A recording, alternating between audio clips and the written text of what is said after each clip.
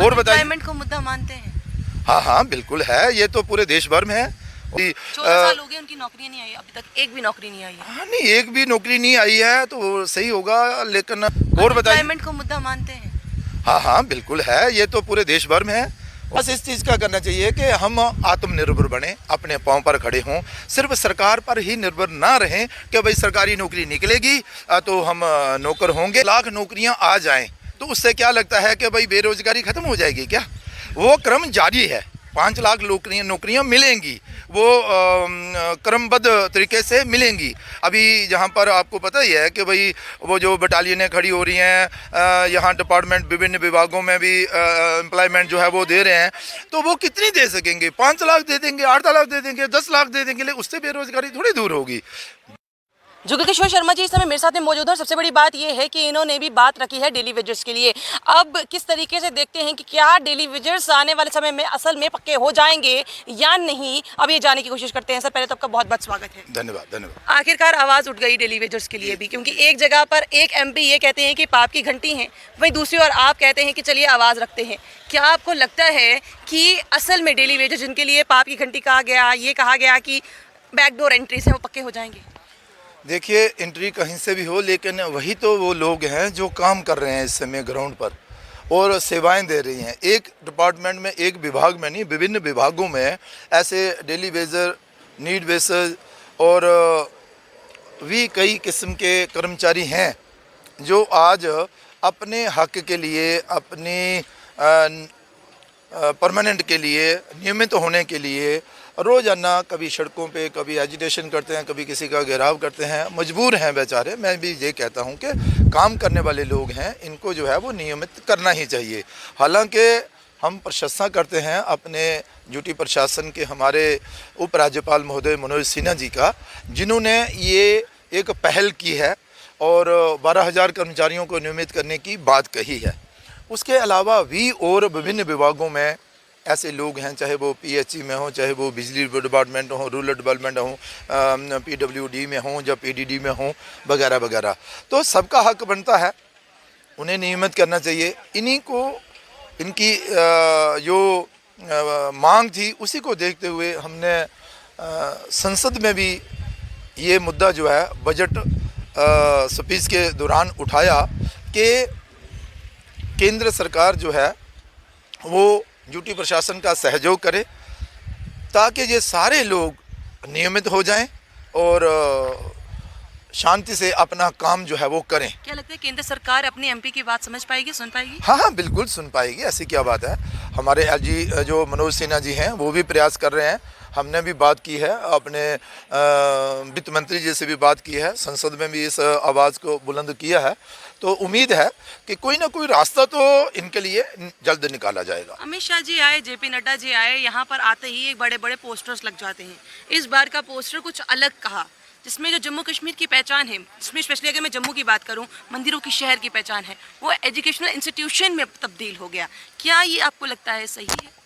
नहीं नहीं, गलत भी तो नहीं है। आपको क्या लगता है कि ये किसी ने जो कहा कि भाई ये एजुकेशनल हब एक बना है जम्मू, तो इसमें कोई, मुझे नहीं लगता है कि कोई दो राय है। मंदिरों का शहर तो है ही है, वो तो पुराना मंदिरों का शहर है, लेकिन मंदिरों के शहर के साथ साथ आज जम्मू शहर की, जम्मू प्रोविंस की, जम्मू कश्मीर की एक अलग पहचान भी बन रही है कि जहाँ आईआईटी, जहाँ आईआईएम, जहाँ एक यूनिवर्सिटी, जहाँ सेंट्रल यूनिवर्सिटी, फिर जहाँ एग्रीकल्चर यूनिवर्सिटी और फिर दूसरी जो शिक्षा संस्थान हैं, तो एक हब जो है वो बनता जा रहा है एजुकेशन का। इस बात को लेकर कहीं ना कहीं अलग अलग सरकारों ने एक पॉइंट ऑफ व्यू रखा है कि भैया ये बहुत पैसा खर्चते हैं। अगर आप इस समय भी, जब यहाँ पर गृह मंत्री आए हैं, उन्होंने बोर्ड लगाया है, जो हमारा नाम है सिटी ऑफ टेम्पल्स, वो रहकर डेवलपमेंट के कार्य क्या क्या हुए वो अलग बोर्ड नहीं लगाया जा सकता था, जिसका नाम ही,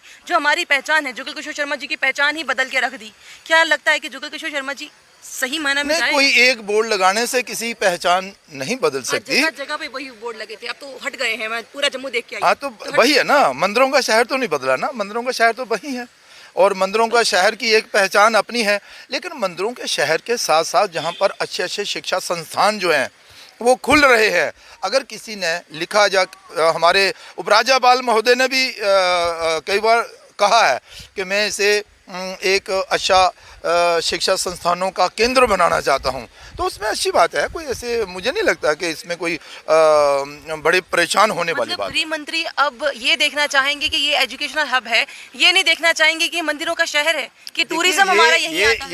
ये बहन जी, ये कोई मुद्दा नहीं है, ये कोई मुद्दा नहीं है। मंदिरों का शहर है तो मंदिरों का शहर है ही है, इसमें कोई दो राय नहीं है।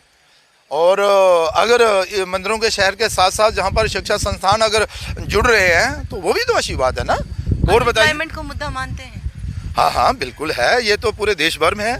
और देश भर में नरेंद्र भाई मोदी देश के प्रधानमंत्री जी ने प्रयास किया है, और हम सबको भी ये प्रयास करना चाहिए कि प्रयास इस चीज़ का करना चाहिए कि हम आत्मनिर्भर बने, अपने पाँव पर खड़े हों, सिर्फ सरकार पर ही निर्भर ना रहें कि भाई सरकारी नौकरी निकलेगी तो हम नौकर होंगे और उसके बाद अपने बच्चों का पालन पोषण करेंगे। अब सरकारी नौकरियों की बातें छोड़ दें, क्योंकि अभी थोड़ी देर पहले सबमिट हुआ, सबमिट में आप भी अगर याद होगा आप भी आए थे, और सबसे बड़ी बात है कि अमित शाह खुद वीडियो कॉन्फ्रेंसिंग के जरिए आए थे। उन्होंने कहा था कि 5 लाख नौकरियां आने वाली हैं, अगर आपको याद होगा। तो वो 5 लाख नौकरियों का वादा वो झूठ था या आत्मनिर्भर वाला बात झूठ है? नहीं, 5 लाख नौकरियां आ जाएं तो उससे क्या लगता है कि भाई बेरोजगारी खत्म हो जाएगी क्या? वो क्रम जारी है, 5 लाख नौकरियां मिलेंगी, वो क्रमबद्ध तरीके से मिलेंगी। अभी जहाँ पर आपको पता ही है कि भाई वो जो बटालियनें खड़ी हो रही हैं, यहाँ डिपार्टमेंट विभिन्न विभागों में भी एम्प्लॉयमेंट जो है वो दे रहे हैं, तो वो कितनी दे सकेंगे? 5 लाख दे देंगे, 8 लाख दे देंगे, 10 लाख दे देंगे, लेकिन उससे बेरोजगारी थोड़ी दूर होगी। बेरोजगारी दूर करने के लिए हमें अपने पाँव पर खड़ा होना होगा और सेल्फ एम्प्लॉयमेंट की तरफ जो है वो हमें आगे बढ़ना होगा। क्या आपको लगता है क्या ऐसा कार्य करके और कुछ नहीं लोग सेल्फ एम्प्लॉयमेंट जनरेट कर सकते हैं? देखिए, मैंने देखा जहाँ पर हमारी माता बहनें हैं गांव में, बहुत अच्छी तरह से वो एक पंखी बनाने का काम कर रही हैं, कोई सिलाई मशीन का काम कर रही हैं, कोई दूर दराज क्षेत्र में हमारे जो नौजवान हैं वो भेड़ बकरियों पर लोन भी ले रहे हैं। ग्रामीण क्षेत्र की मैं बात कर रहा हूँ। अभी पिछले दिनों मुझे किसी ने बताया कि एक गाँव है, उस गांव में एक घर है, उस घर में 3-4 कमरे हैं। एक कमरे को उन्होंने थोड़ा सा अच्छा सजा कर रखा हुआ है, वहाँ पर अलग से एक बाथरूम बना दिया है, कमरा बना दिया है। तो वहाँ पर जब लोग देखने के लिए आते हैं, सुनने के लिए, उनको कहा कि भाई आइए आप यहाँ पर रहिए, 300 रुपया 400 रुपया हमें रात का दे दीजिए। और अगर आपको घूमना है तो उन्होंने अपने घर के बाहर एक घोड़ा भी बांधा हुआ है। तो घोड़ा इसलिए बांधा हुआ है कि अगर आपको घूमना है तो आपको घोड़ा भी उपलब्ध करवा देंगे, 100-150 रुपया आप इसका भी हमें दे दीजिए। अगर आपको खाना खाना है तो पीजी करना, तो हम आपको खाना भी कराएं। ये है सेल्फ एम्प्लॉयमेंट। तो इस तरह के जो कार्य हैं उसकी ओर हमें आगे बढ़ना होगा। यानी कि जो डेंटल सर्जन हैं, जिन्होंने डेंटल सर्जन की पढ़ाई की है, बीडीएस किया है, वो आज अब इस तरह का कार्य करें? नहीं, वो नहीं करें। वो देखिए, जो लोग डॉक्टर हैं, जो इंजीनियर हैं, उन्हें उस लाइन में काम करना होगा। क्योंकि आजकल तो रिटायरमेंट जिनकी हो चुकी है उनको नौकरियां मिल रही हैं, बाकी तो सब वैसे के वैसे ही हैं। नहीं, वो ठीक है आपकी बात है, लेकिन हम चाहते हैं कि जो जिसने डॉक्टरी की है, किसी ने इंजीनियरिंग की है, किसी ने किसी दूसरी 14 साल हो गए उनकी नौकरियां नहीं आई, अभी तक एक भी नौकरी नहीं आई है। हाँ, नहीं, एक भी नौकरी नहीं आई है तो सही होगा, लेकिन अब आने वाले दिनों में जो नौकरियां आएंगी मुझे पूरा भरोसा है। बॉर्डर बटालियनें खड़ी हो रही हैं, पहले भी उस पर प्रक्रिया चल रही थी और अब भी चल रही है। सड़कों पर वो भी आते हैं? हाँ जी, सड़कों पर वो भी आते हैं, लेकिन चलो ऐसा है कि अब सबको तो खुश नहीं किया जा सकता, लेकिन जितना हो सके उतना करना चाहिए। मैं कोई सरकार नहीं हूँ, लेकिन हमारा सरकार को ये कहना है कि ज़्यादा से ज़्यादा नौकरियाँ जो हैं वो निकालें, ताकि हमारे जो नौजवान पढ़े लिखे हैं, डॉक्टर हैं, इंजीनियर हैं, वो अपना अपना काम करें और रोजी रोटी कमाएं। आखिरी सवाल एसपीओस के लिए।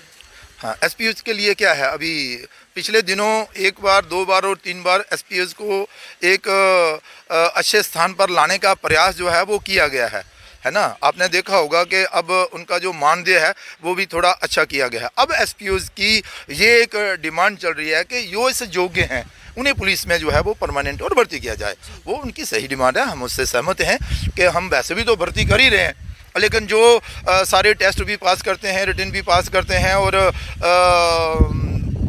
उन्हें भी मौका मिलना चाहिए, चाहे वो एसपीओ हैं तो फिर क्या हुआ, उनको भी मौका मिलना चाहिए, ये मेरा कहना है। बहुत बहुत शुक्रिया। धन्यवाद। तो यहाँ पर अब सबसे बड़ा सवालिया निशान ये है कि भैया अब आत्मनिर्भर होने की बारी आ गई है। आपको सरकारी नौकरियां मिलेंगी नहीं मिलेंगी, इस चीज़ के लिए अब आपको वेट करना होगा। शायद हो सकता है नहीं भी मिले, हो सकता है क्योंकि अब आपको वेट नहीं करना चाहिए, अब आपको आत्मनिर्भर बनना चाहिए। और कहीं ना कहीं जिस तरह से अगर मैं बात करूँ रमसा के या फिर खिदमत सेंटर या फिर अलग अलग जितने भी लोग हैं जो लगातार प्रोटेस्ट करने के लिए तैयार हो रहे हैं, जो प्रोटेस्ट कर रहे हैं, जो प्रोटेस्ट करने वाले हैं, मैं सबकी बात कर रही हूँ, जितने भी इस समय हमारा अनएम्प्लॉयड यूथ है सभी को इस समय ले रही हूँ कि उनके लिए बिल्कुल क्लियर कट एक बात कह दी गई है, जनाब सुन लीजिए, अभी सरकारी नौकरियों का इंतज़ार मत कीजिए, क्योंकि सरकारी नौकरियां अभी आना बहुत बहुत ही ज़्यादा मुश्किल है और डिपेंड करना पड़ेगा आपको आत्मनिर्भर भारत पर कि आप खुद ही कुछ भी करिए, पर आपको खुद ही करना है जो आपका मन करे। अब आप खुद देख लीजिए कि आपका मन किस में लगता है, वो आपकी अपनी इच्छा। अगर कंक्लूजन कहें तो यही निकला है। अब आपको क्या लगता है अपनी राय कमेंट बॉक्स में ज़रूर रखिएगा। बने रहिए जम्मू परिवर्तन के साथ। मुझे और रोहित जी को दीजिए इजाज़त। नमस्कार।